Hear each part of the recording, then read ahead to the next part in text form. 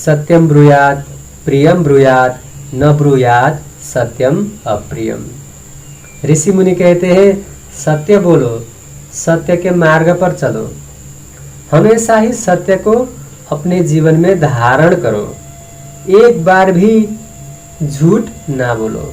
जीवन में हमेशा ही प्रयास करो कि सत्य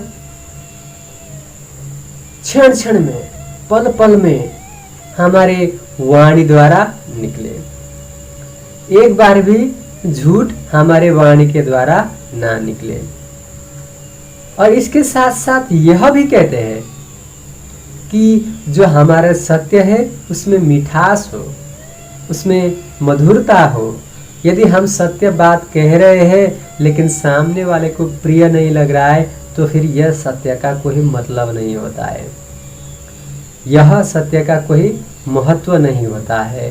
सत्य हमारा ऐसा हो कि हम सत्य बोल रहे हैं, हमारे प्रस्तुतिकरण भी अच्छी हो और सामने वाले को भी प्रिय लगे, जिसके कारण से क्या होता है, बताने वाले को भी आनंद आएगा और जो ग्रहण करने वाला है उसको भी आनंद आएगा और वो जो सामने वाला बैठा हुआ है वह हमारा प्रिय सत्य वचन सुन के प्रभावित होगा और उसमें चलने का प्रयास करेगा। हम धर्मशास्त्र का अध्ययन करते हैं, सेवा करते हैं, पुरुषार्थ करते हैं, भगवान का भजन कीर्तन करते हैं, लेकिन हमारी वाणी में मधुरता नहीं है, मिठास नहीं है। हम लोगों को सत्य अच्छी तरह से बता नहीं सकते कि कभी कभी क्या होता है कि सत्य बताने के जो आग्रह होता है, अभिप्सा होता है, उस समय हम यह ध्यान नहीं देते कि सामने वाला कितना ग्रहण कर पा रहा है। तो इसमें कभी कभी हम देखते हैं कि व्यवहारिक जीवन में क्या होता है, द्वंद्व का सृजना होता है, विवाद होता है, बहस हो जाता है।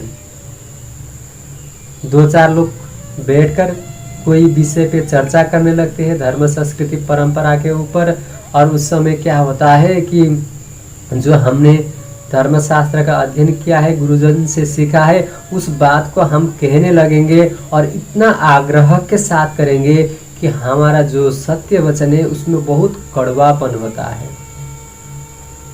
ये जो कड़वापन है ये हमारे वाणी के द्वारा ना निकले, क्योंकि यदि हमारे वाणी से कड़वापन निकलेगा, हमारे सत्य सामने वाले को कड़वा लगेगा और वो उसका धारण नहीं करेगा तो फिर इसका बात कुछ नहीं बनेगा।